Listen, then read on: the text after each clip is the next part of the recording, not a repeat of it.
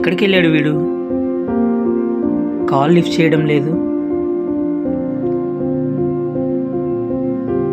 ఒకవేళ రఘు దగ్గరికి వెళ్ళాడేమో.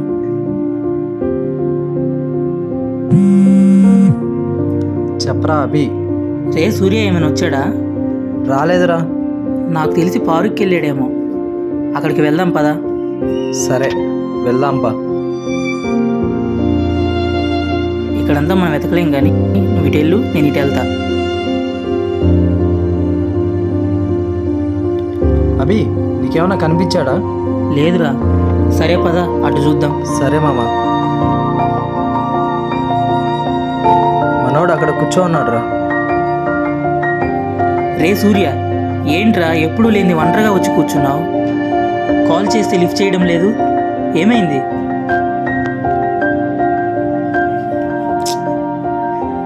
రే సూర్య, నిన్నేరా. ఓ మీరు వచ్చారా? వచ్చి కూర్చోండి. అదేం లేదురా, పార్క్ బాగుందని వచ్చి కూర్చున్నా అంతే. నాకు చెప్పకుండా నువ్వు ఎక్కడికి వెళ్ళావు. అలాంటిది నువ్వు ఒంటరిగా వచ్చి కూర్చున్నావంటే నేను ఎలా రా నమ్మేది? చెప్పరా, ఏమైంది? సూర్య ఏమైంది చెప్పరా?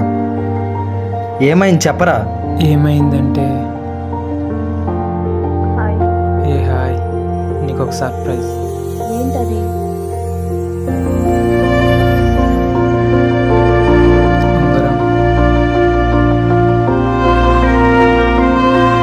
బాగుంది కానీ ఇవే ఉంచుకో. ఇదే మన చివరి బ్రేకప్. హగ్. గుడ్ బై సూర్య.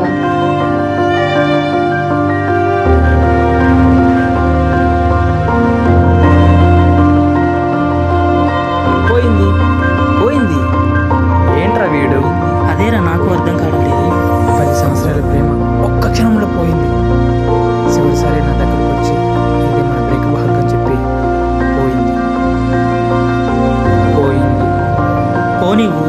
మనం వద్దనుకుని వెళ్ళిపోయిన వాళ్ళ కోసం బాధపడడం కరెక్ట్ కాదు సూర్య. బాధపడక నా నుంచి నా ప్రేమ పోయిందని నమ్మమంటావా? 10 సంవత్సరాల ప్రేమ మళ్ళీ వస్తుందారా? వస్తుందిరా. మన నుంచి ఒకటి పోతుందంటే దాని నుంచి మరొకటి వస్తుందని అర్థం. రే సూర్య, ఈ కాలం కొంతమంది అమ్మాయిలు 50-50గానే ఉన్నారా. 10 years నువ్వు 100% లవ్ చేసినా తను మాత్రం 50గానే లవ్ చేసింది. అందుకే ఆ అమ్మాయి మధ్యలో వదిలేసి వెళ్ళిపోయింది. ఫీల్ అవ్వగల నా బాధను కంట్రోల్ చేసుకోలేకపోతున్నారా? రే సూర్య, అటు చూడరా.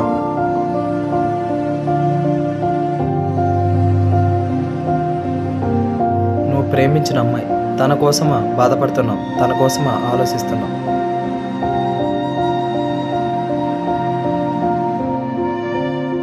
తను వదిలేసి వెళ్ళిపోయిందని నువ్వు బాధపడుతున్నావురా. తను మాత్రం వదిలించుకున్నానని హ్యాపీగా ఉందిరా. రే సూర్య, ఒకటి చెప్పనా?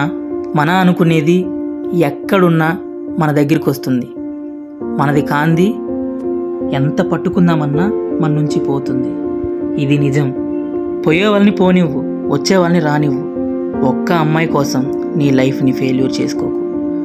రే సూర్య, రా వెళ్దాం. నువ్వు అమ్మాయిని మర్చిపోవడానికి రోజు రాత్రి మంచి పార్టీ ఇస్తా. సరే పద మామ.